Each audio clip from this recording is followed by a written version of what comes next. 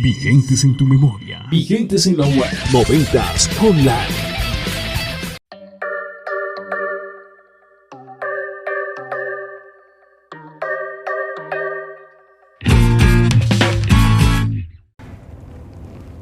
Hola gente, estamos aquí con una nueva edición de Emisora 90 Online y quiero presentar en esta ocasión a alguien importantísimo y quiero presentar a alguien que me da mucho honor tener acá y es a Primo Rojas. Primo, buenos días, tardes, noches, porque es que no sabemos en qué parte del mundo nos van a escuchar hoy.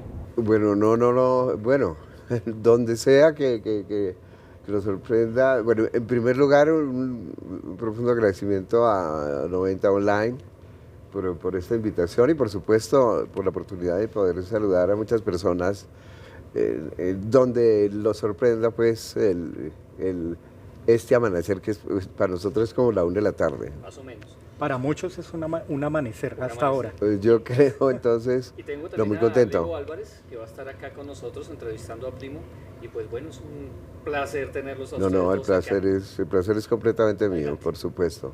Bien, antes Muy de bien. empezar con esta entrevista y sobre todo para todos los oyentes, vamos a conversar, Primo. Hay gente que no te conoce, sin embargo para nosotros tú eres un influencer. Caramba. Sí, eres un influencer sobre todo para el gremio de los actores. Ese gremio te conoce a ti perfectamente cada vez que uno pregunta por Primo Rojas, casi todos los actores te referencian. Y quiero empezar con esta pregunta especialmente porque me he enterado que tú poco de tecnología. Ah, sí. En pleno siglo XXI. Sí. Poco Sí. de tecnología, pero ¿qué se siente ser influencer sin la tecnología? ¿Cómo llegaste a ser influencer sin el uso? Pues mira, la verdad es que no tengo la menor idea, la más mínima idea de lo que tú dices sobre el influencer, ni idea. Tiene que ser parte del equipo de personas que trabaja conmigo, que utilizan los medios, los recursos de la tecnología, pero personalmente yo no apelo a ellos. O sea, yo tomé una decisión de ser absolutamente medieval, porque la tecnología, yo soy un hombre viejo, me sorprendió en un momento que yo pensé, no voy a poder estar a la altura de las exigencias tecnológicas. Yo vi imagínate que yo vi al hijo de un amigo, pero estoy hablando de un pelado, un niño que 12 años tal vez, y tomar los aparatos y hacer una cantidad de movimientos que yo dije, eso para mí es chino con astrofísica, o sea, no lo voy a entender. Y podía emplear un tiempo en tratar de adaptarme y de aprender es decir, el manejo de ciertas tecnologías. Yo lo llamo en términos muy genéricos, ustedes que conocen del asunto sabrán, si me equivoco me disculpan, pero básicamente era manejar esa tecnología y no. Yo dije no. Probé con la lectura de textos ¿cómo es? En el tablero, el tablero del computador, que es mejor dicho el televisor. Y resultó para mí absolutamente agotador, ¿no? Segundo, la posibilidad de perderse un error, eso queda uno totalmente perdido. Y a mí ya de por sí ya me fastidiaba el celular, ¿no? O sea, el celular, porque el celular se convirtió en un mecanismo para interrumpir la privacidad, y la privacidad para mí es absolutamente importantísima. Y lo otro es que mi universo es básicamente de libros, y escribo a mano, de manera tal que yo lo que hice es, si su merced tiene las personas alrededor que lo conectan con el universo necesario de la tecnología, como es la red, qué sé yo, todas esas implicaciones, datos, información que ya no se puede, lamentablemente, con telegrama, que si llegó pronto, no.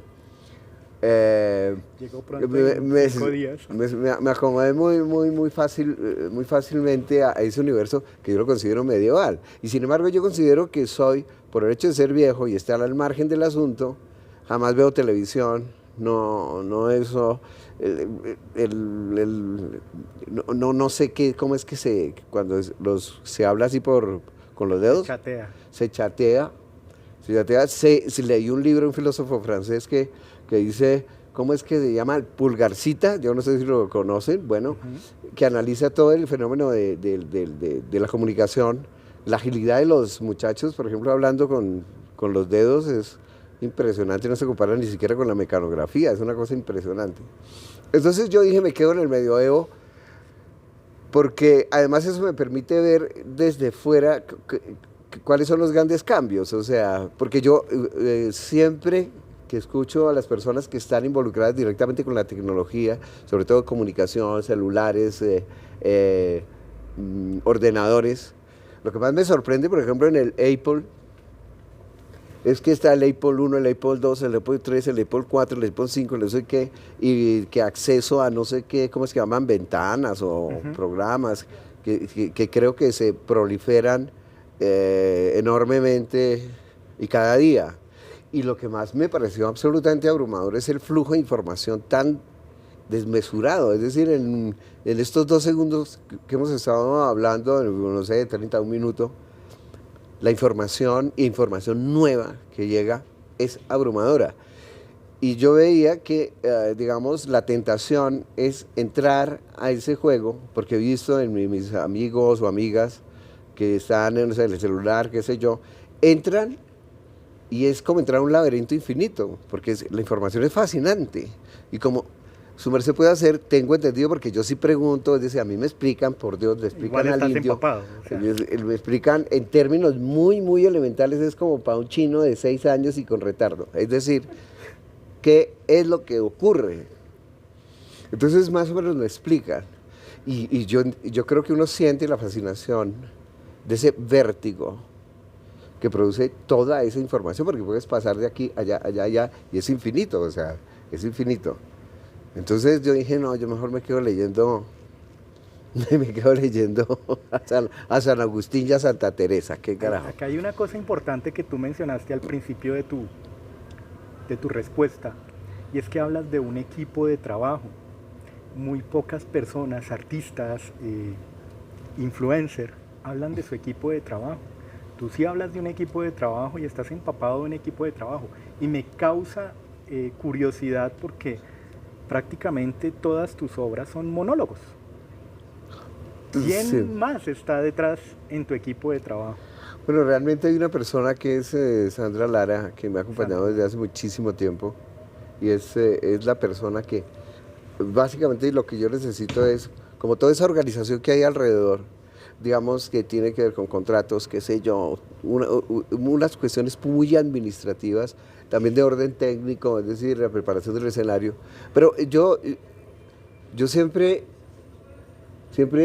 he sido muy amigo de las cosas muy elementales, muy sencillas. Es decir, yo jamás uso las luces o sonido, no, jamás he hecho humo en el escenario, que eso es muy ñero además. Hablando de ñeros.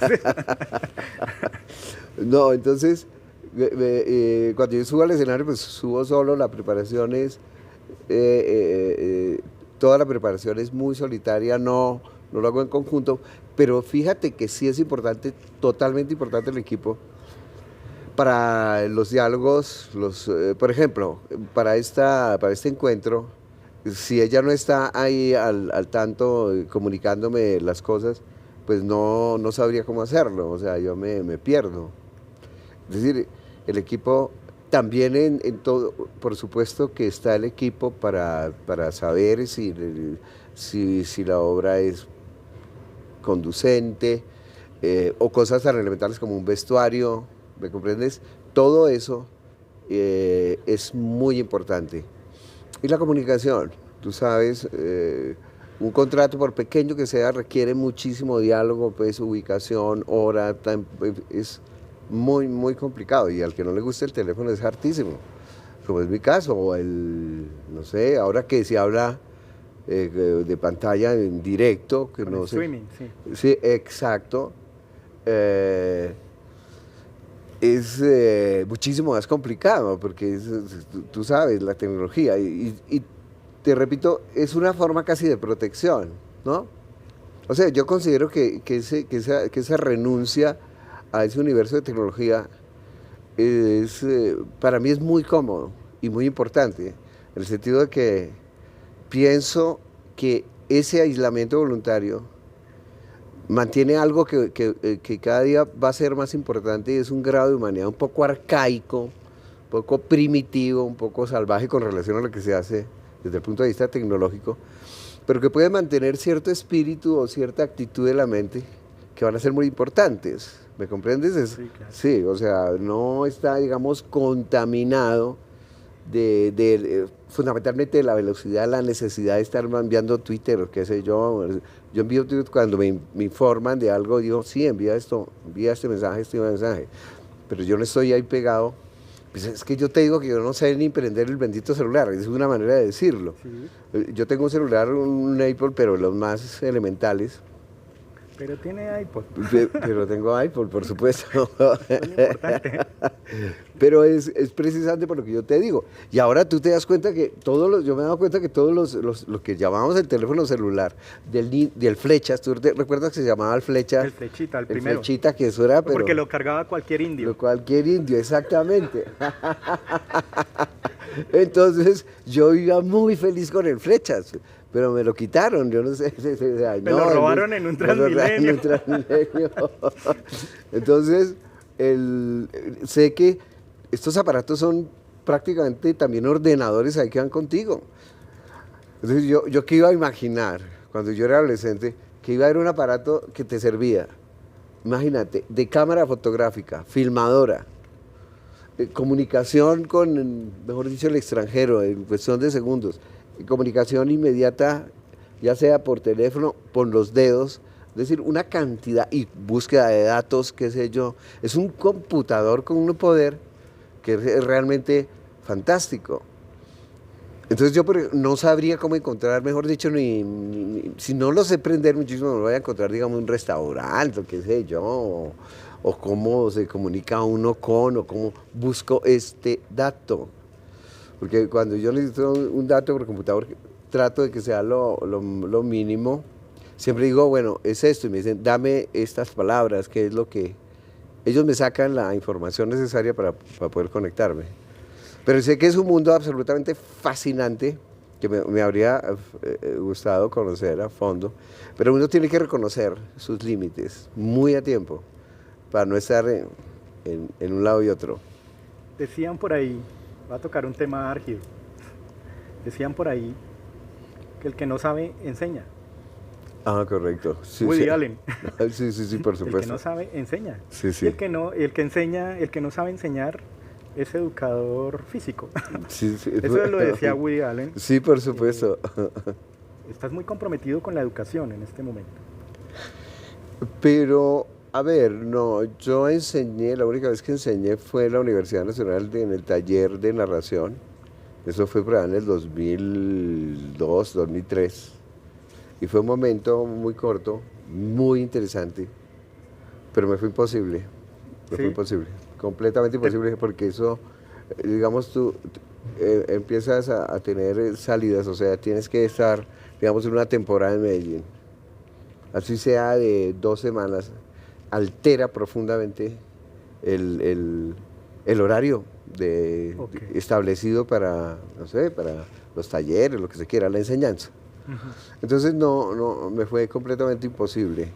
Pero fue una experiencia pasajera que es muy importante y muy divertida. Porque a ti en las universidades te quieren mucho. Sí, tengo esa... Pero bueno, he escuchado que también hiciste circuito de bares hace muchos años. Circuito de bares. ¿Hiciste circuito en universidades? Como hicieron los cuenteros, muchos cuenteros se dedicaron a eso. En algún momento, mira, en algún momento yo hice prácticamente todo. Es decir, circuito de universidades estaban, cuando eso empezó, pero yo empiezo con las universidades como más o menos como a finales de los 90 y principios del siglo XXI. Que la más importante era la Perola en la Universidad Nacional. La Perola, sí. La Perola, que no sé si todavía exista. Pero eso era un punto muy importante para lo que se llamaba la narración oral. Stand-up viene mucho después de el que introduce el concepto y todo esa atención y luego esa fiebre alrededor del stand-up es de Andrés López. Sí. ¿no? Pero mientras tanto, y él mismo comienza siendo narrador. Es decir, todo el mundo era narrador. Y estaba el circuito de las universidades, que es muy importante, porque se hacía más o menos al aire libre, era muy difícil en otro lugar, para que cupiera muchísima chusma, ¿me comprendes? Para ver. Y era muy divertido porque generalmente la entrada era libre, la gente pasaba después la mochila, creo que pasaban mochila, de acuerdo, pero era un evento hermosísimo en el sentido que era como muy espontáneo y había muchas manifestaciones muy diferentes de lo que era una narración, se narraban muchísimas cosas y eso fue muy importante. Luego empezaron los bares, yo me recorrí cuánto antro infeliz había aquí en Bogotá. Y le pagaban con cerveza, me imagino. Sí, esos no pagan con más cerveza y algunos ofrecían marihuana, eso era una cosa verdaderamente deprimente. Entonces,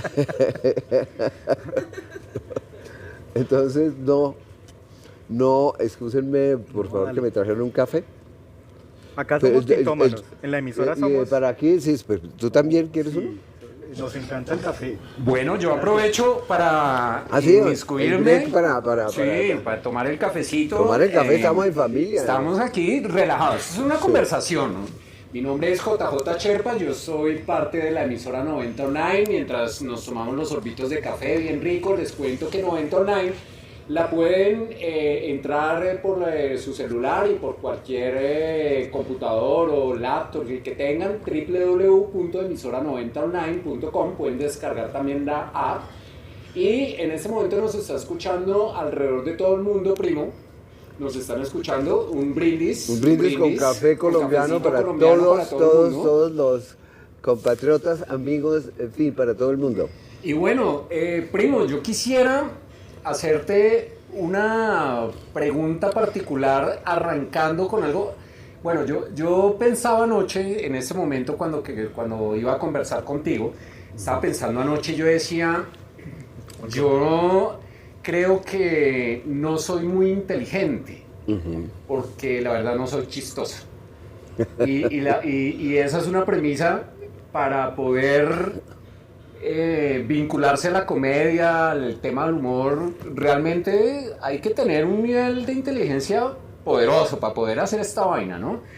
Bueno, te voy a mencionar algo que me encontré por ahí y quiero que nos hables a partir de eso, sobre la patada voladora a la mandíbula derecha de la traición moral de Alfonso Evelia.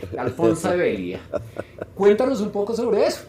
Mira, ese era un personaje que incluso hemos pensado, me han insistido mucho en volverlo a presentar. Ah, qué bien. Y es el segundo personaje que yo hice en mi vida, que se llamaba Elkin el Duro, y básicamente es un personaje muy esquemático, era prácticamente una caricatura, y era un gamín, un ñero, un ñero que era poeta y filósofo, historiador, y mejor dicho, cualquier basura que uno, no me refiero a que las profesiones fueran, sino que el hombre, un indigente, que hablaba basura, y diciendo que era historiador y que era poeta y todas estas cosas. Y era una posibilidad que yo siempre había buscado, y era la exploración del lenguaje más marginal, ¿no? Y cómo hacerlo, digamos, poeta. Entonces, en este caso que tú mencionas, estamos hablando de un poema que él compuso a una novia que se llamaba Alfonso Evelia, y todavía recuerdo el origen, que decía, ¿sabes qué, Alfonso Evelia? Hablaba así. Y tenía mucho éxito en las cantinas, porque esto comenzó a presentarse en las cantinas, en algunos casos en el teatro. De hecho, yo con él fui al Festival de Manizales en 1989, calcula tú. ¡Wow! Sí. Eso es mucho tiempo, primo, qué chévere. Y esto prácticamente, este poema hace parte de esa, digamos, del inicio, pues, de tu mundo en Talimas, prácticamente, ¿cierto? Sí, claro. Porque mira que cuando yo salí expulsado de la escuela de teatro a finales de 1984. ¿Qué es eso de expulsado? Cuéntame un poquito cómo. Expulsados que no me dejaron entrar. No me dejaron entrar. No, imagínate que yo fui al festival de Manizales en 1984, haciendo parte del grupo de Peter Schumann, el director de Bread and Puppets, que era un teatro callejero. Entonces él se desplaza por el mundo y necesita gente, pero no actores en el sentido tradicional, sino gente que haga bulto para mover, digamos, son juegos escenográficos callejeros. Entonces uno carga cartones o palos o se disfraza de león, qué sé yo. Okay. No se necesita ningún talento. Y entonces... Era un Halloween. Había una chusma. Eran como 50 los que íbamos. Eso reunieron a todas las escuelas de teatro y sin nada. Eso es como... Sí, suba, desde que obedezca algo. Desde que sepa obedecer indicaciones mínimas sirve. Entonces, pero fue muy distintivo, fue maravilloso porque era el primer festival de teatro al que yo iba. Y eso significó para mí un impacto impresionante porque pude ver por primera vez un número impresionante de obras que me pusieron digamos, en el conocimiento de que lo que se estaba haciendo en ese momento en la escuela no era, decir, con la excepción de ciertos maestros importantes, pero como sistema no estaba funcionando. Entonces yo me puse a protestar, pues uno, porque yo tenía 24 años, un joven es rebelde sin causa, y si encuentra causa es peor, el gamín. Entonces me dio por empapelar toda la escuela con unos poemas bastante chimbos donde delataba todos los problemas, pero no de una manera directa, burocrática, no. Y eso les gustó a todo el mundo y me echaron. Hay una cosa acá que me inquieta un poquito. Tú hablas de los 20 años, eras adolescente, digámoslo así.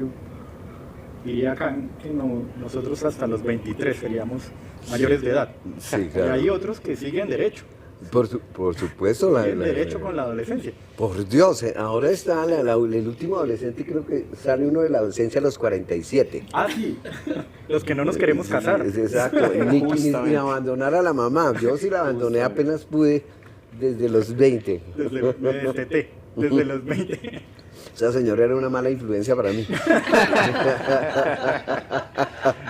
Primo, ¿te consideras niño todavía? Bueno, eso siempre sí. Bueno, lo digo porque para hacer reír se necesita un niño interior. Mira, yo sí creo que hay una parte, cuando a mí me preguntan usted cómo se siente, yo me quedé, digamos, si yo me visualizo, es decir, yo creo que quedé en los 6 años, ¿me comprendes? Sí. Lo cual no quiere decir, pues, que uno sea una persona completamente inmadura, no, sino que es que identifiqué las cosas más importantes del mundo como a esa edad, ¿no? Y es la edad que más recuerdo. Y es como, a mí no me gustan los espejos, por ejemplo, porque siempre me vuelven una imagen que me horroriza. Es frustrante. Frustrante completamente. Entonces me veo feo, esto, decrépito, sabiendo que ya, es decir, está próximo el fin. Caramba. Pero bueno, todos le tenemos miedo al fin. Lo importante a la larga es que... No, es un hecho biológico. No, y a la larga lo importante es que te estás gozando el viaje. Eso sí, yo creería que es lo más importante de la vida, sí, claro. Más allá de pues, el temor a la muerte, porque es un asunto natural, normal, pero es gozarse el viaje, es disfrutarlo, es levantarse y bueno, ¿qué hay que hacer hoy?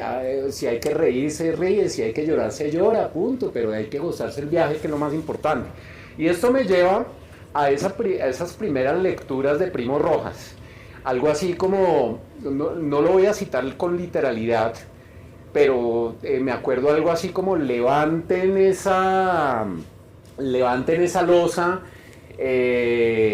y en ese momento decía el poema, ay jueputa, huele asqueroso esta vaina, ¿cuánto llevas de muerto ahí? Cuéntanos un poco sobre esa historia, sobre el tema del poema.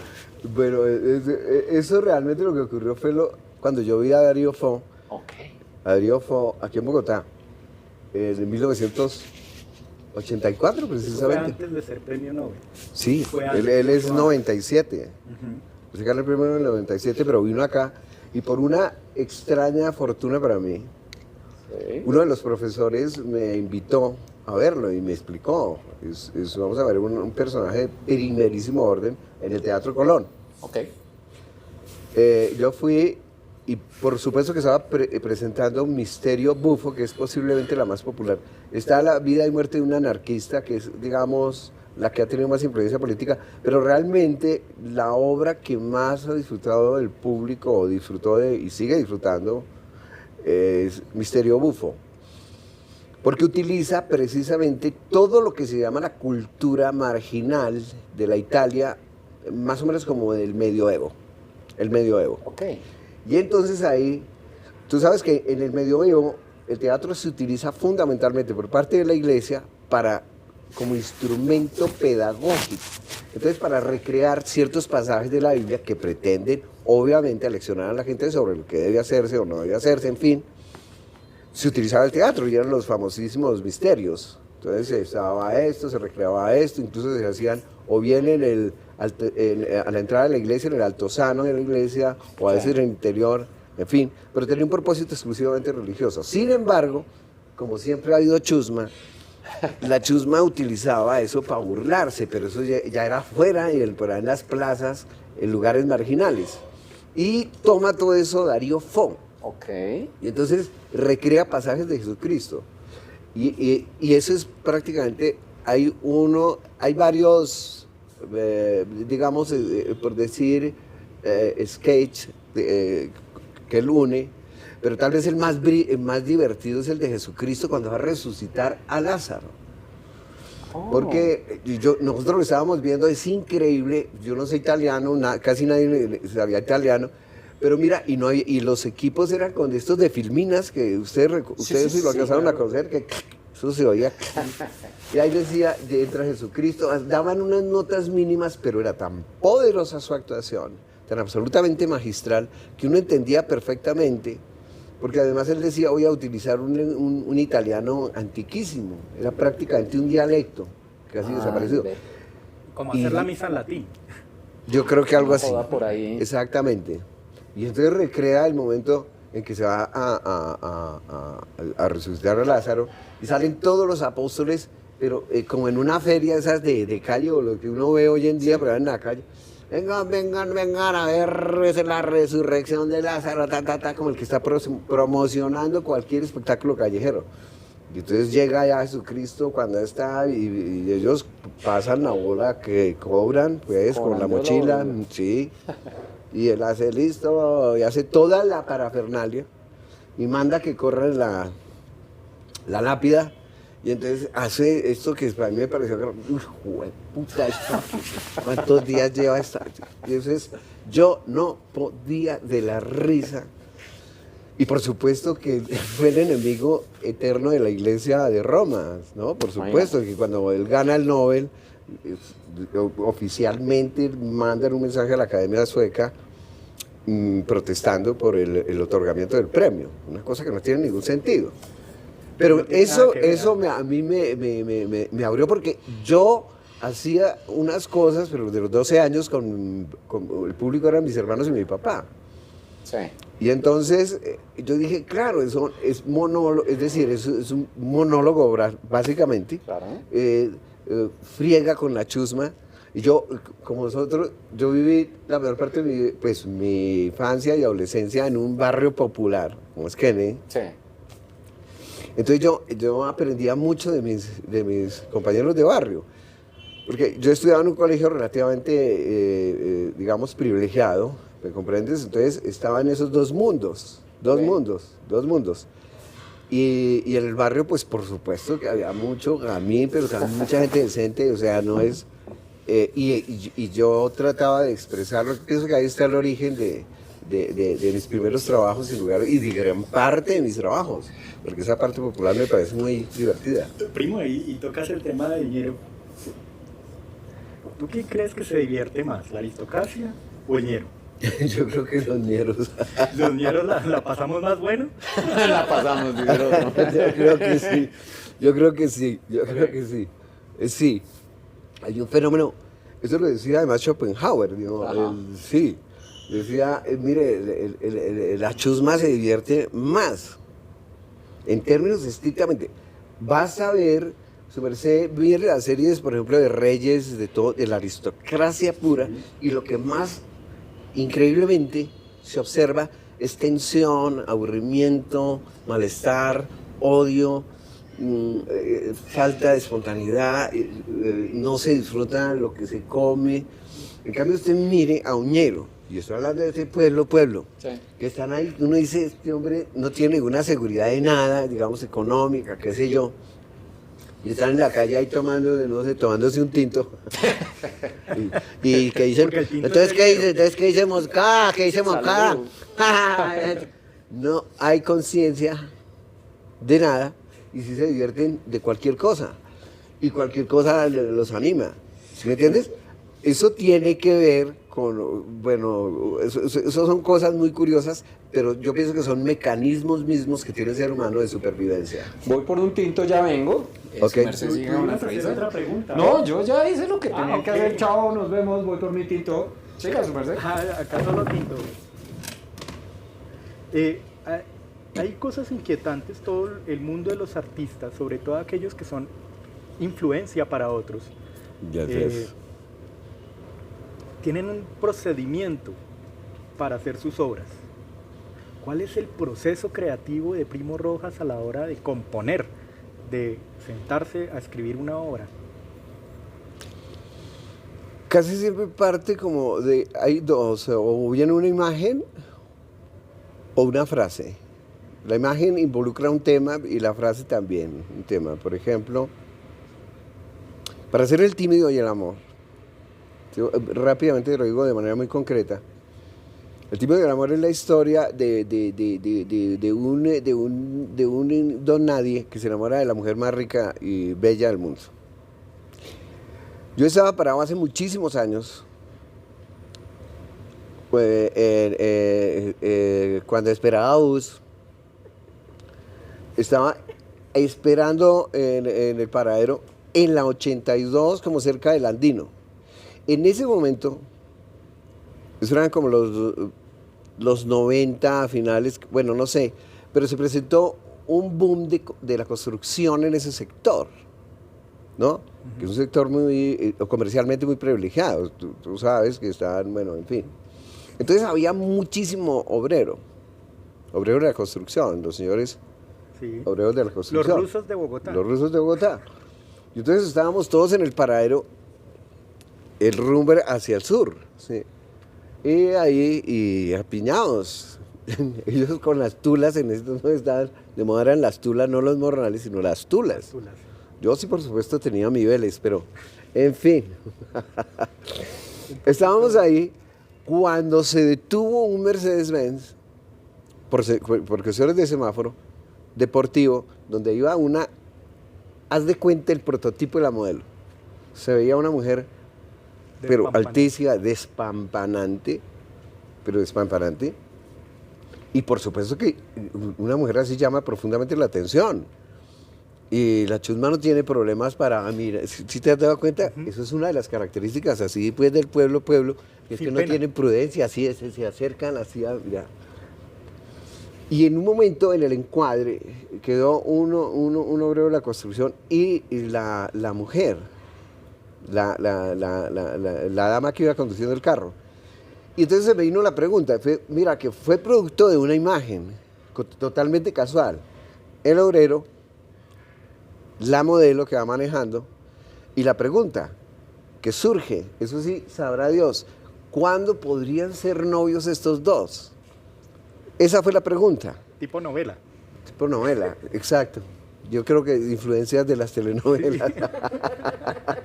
Y yo dije, nunca los universos que separan, es decir, a esta niña de este joven, son más grandes que los que hay entre Marte y la Tierra. Son prácticamente, no existen canales, puentes, ¿me comprendes? Sí. Porque son dos universos completamente diferentes. Las diferencias de universos son impresionantes, pero impresionantes. Y entonces yo dije, claro, aquí lo que se puede hacer, ¿cómo sería una historia de amor? Y eso fue Y entonces digo, ¿cuál puede ser? Digo, ya, había un tipo feo, y ya me arrancó. Y el proceso es muy sencillo. Empiezo a buscar la otra frase y voy para adelante, para atrás. Yo jamás escribo.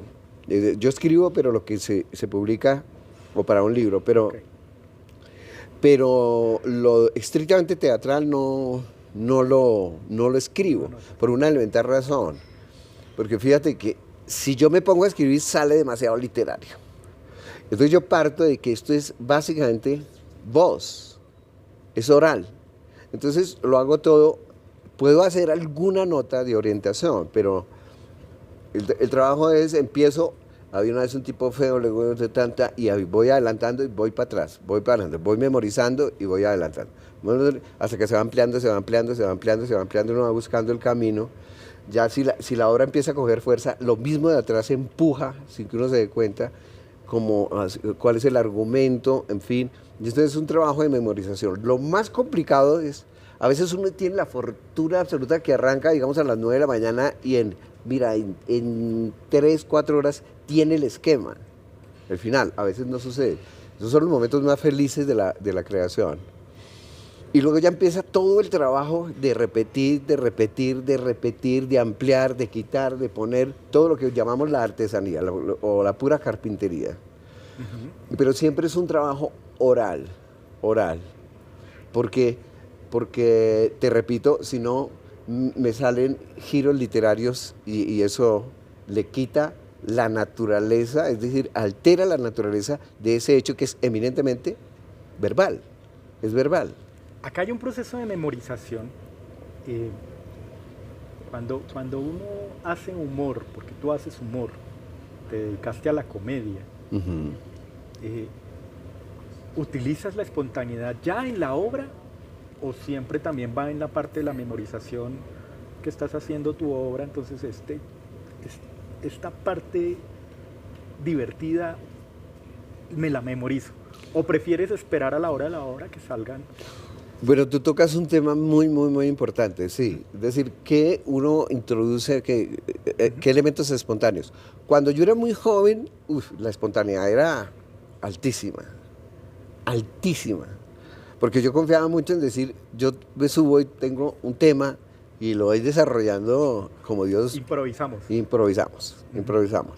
Porque uno de joven no tiene nada que perder. No tiene miedo. Ningún miedo, sino va a la loca. Dele.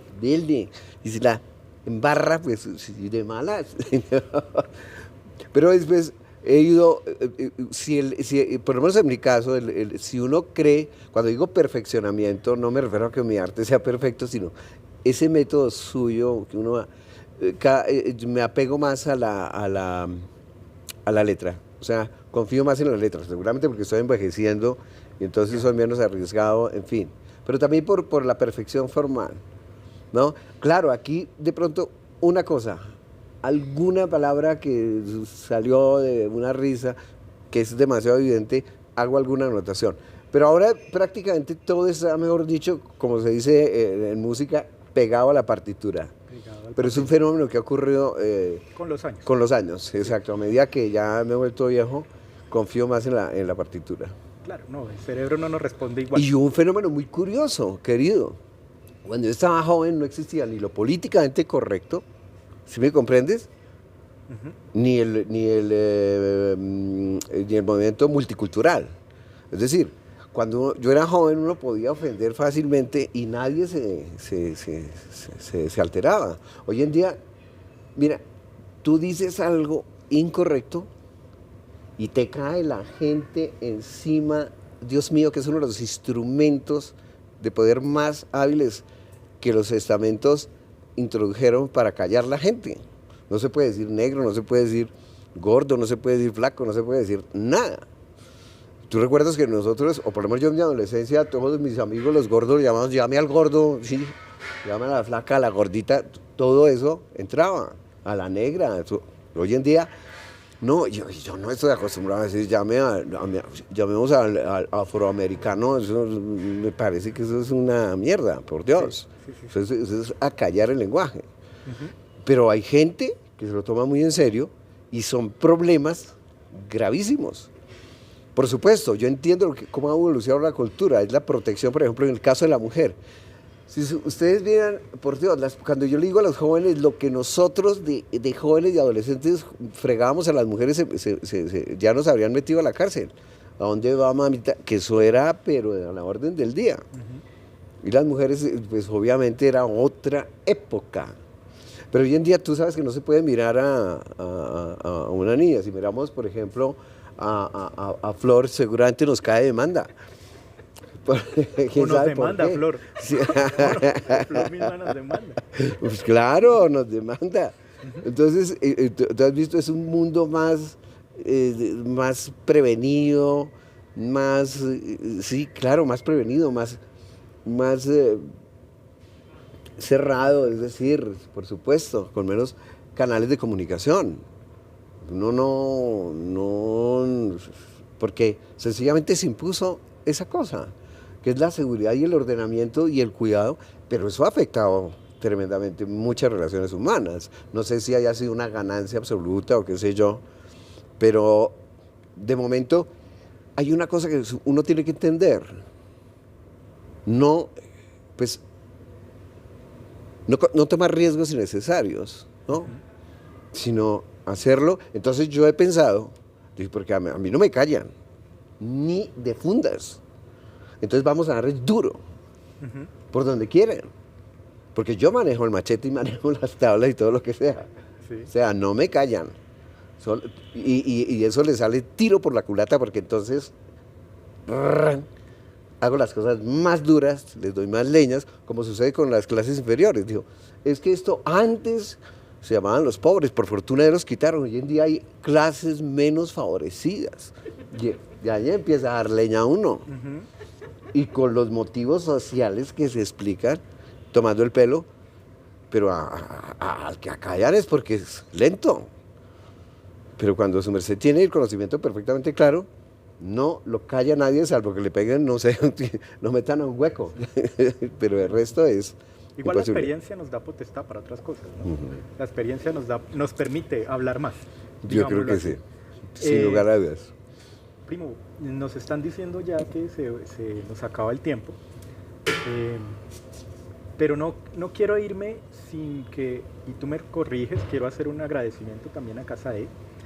Quiero hacer el que nos presta el espacio y nos permitió hacerte la entrevista, pero también quiero que hablemos de Judith Perpetua, que es la última obra que estás promocionando en Casa E. Sí. Entonces queremos hacer una invitación a todos nuestros oyentes también para que pasen y vean la obra de Primo Rojas, escrita por él, actuada por él, que se llama Judith Perpetua. Dirigida, importantísimo, ¿no? Con su equipo de trabajo, que ya habíamos hablado de eso. Judith Perpetua o los problemas. El problema del éxtasis de la mujer, ¿cierto? Sí. Queremos hacer la invitación, pero cuéntanos un poquito de esta obra que está ahorita ya en estreno, ¿no? Pues ya llevamos como 2 meses de estreno. Bueno, la verdad es que, ese experimento yo había intentado varias veces, hace muchos años lo había subido a un escenario, pero de cantina. Solo que, sí, o sea, la raíz está ahí, pero bueno, yo explico en el prólogo realmente cómo fue todo el proceso. Pero lo que pasa es que comenzamos la temporada en el Teatro Libre, que estaba cerrado, es que todo estaba cerrado. Sí, y por fortuna en el Teatro Libre llegamos y ahí hicimos realmente el estreno. Eso hace como 1 mes y medio, 2 meses, no lo sé. Y fue una experiencia maravillosa. El retorno y todo, porque era la primera vez que me subía después de todo el proceso que ya conocemos. Entonces fue muy emocionante. Y abrimos esa sala. Se habló con Alejandra, bueno, las personas que manejan esa parte de mi trabajo. Y entonces también se pensó que se podía abrir, ya había una nueva etapa en la casa de Alejandra, que de hecho se va a llamar Casa E Borrero. Y abrimos aquí también la sala, el Arlequín, el Teatro Grande, con el trabajo. Y se abrió, y ya ustedes vieron todos los que va a haber una serie de obras que se va a llenar esto de programación local, es maravilloso, porque es el retorno de la vida al teatro y en ese sentido yo creo que por toda Colombia, toda Bogotá, todo el mundo anda supremamente emocionado, muy feliz por supuesto, muy feliz con los cuidados, con las condiciones necesarias, pero es un hecho absolutamente emocionante, fascinante, el retorno, porque bueno, y que el público retorne, porque tú sabes que el teatro básicamente se construye en la mente del público. Que regrese la chusma. Que regrese la aristocracia. Para las otras funciones, sí, para nosotros sí, pero porque lo la mío es aristocracia aristocracia. es el que paga la boleta. Por supuesto, por Dios, hay gente muy decente, y que captan el chiste elegante, por Dios. Bueno, Sí. ya para ir cerrando esta pequeña entrevista, yo quiero hacerle una pregunta a Primo. Sí, yo quiero hacerle una pregunta a Primo. Cuenta. ¿Cómo se comunica un ruso con un chino? Por señas. No, chino, pásame el palustre. Dios mío. Nos agotó el cerebro, pues. Y ahora, para los colombianos o de habla hispana, es que aquí se le llama a los obreros rusos, ya a los pelados, a los jovencitos de clase baja chino. Entonces, yo explico el chiste, porque eso me lo han importado mis investigadores, del resto claro. yo jamás lo había oído. Bueno, queremos darle un agradecimiento a Primo Rojas porque nos recibió, De nos ninguna aceptó manera. la invitación.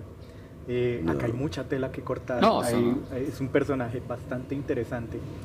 Se nos quedan preguntas en el tintero, pero esperamos que se repita la oportunidad y podamos seguir con esta de conversación verdad, tan tú agradable. sabes que el agradecimiento es completamente mío.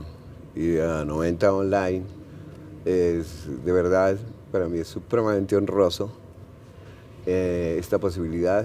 Además que ha sido verdaderamente placentero conversar con ustedes, porque no es muy frecuente, ¿no? No es muy frecuente. Entonces esta libertad, esta amabilidad por parte de ustedes, dejarme hablar como un loro mojado, es algo que disfruto muchísimo. Nosotros teníamos esto en el tintero hace mucho tiempo, Primo. O sea, hace muchísimo tiempo soñábamos con una entrevista tuya, soñábamos con sentarnos y hablar así como estábamos hablando ahorita, como amigos. Y te agradecemos mucho. Y en nombre de todos los que trabajamos en 90 Online, todos los que estamos detrás de todo la Fernaria, te damos las gracias. Te abrimos nuestra emisora para que tú traigas ideas nuevas a la gente. Y te invitamos a que formes parte de un grupo grande que tenemos nosotros en 90 Online. Y te agradecemos, es para nosotros un honor haberte entrevistado, haber estado acá, haberte visto a la cara, porque cada vez que nosotros, o por lo menos me pasaba a mí, que yo veo mucho tus videos, y me fijo mucho en las expresiones, y ver las expresiones tuyas, saltado la del ñero, eso es increíble. Da el chiste, Y te agradecemos mucho, y pues dejo ya para despedirme. Te agradezco a ti y agradezco a Diego por haber hecho esta entrevista y bienvenido al grupo de 90 Online. De verdad, muchísimas gracias a ustedes y a todo el equipo, a nuestro hermosísimo amigo que nos acompañó, por Dios, hasta a Flor, que nos hacía siglos que no nos veíamos, a ti, por Dios, a todo el equipo y a todas las personas que eventualmente nos estén escuchando, mi más sincero agradecimiento y muchísimas gracias por estar ahí. A todos ustedes ha sido para mí un absoluto privilegio. Bueno, y para toda la gente que hasta ahora nos escuchó en 90 Online, les agradecemos. No se les olvide seguir Primo Rojas en todas las redes sociales. Búsquenlo, síganlo y estén alerta para todo lo que se viene alrededor del mundo.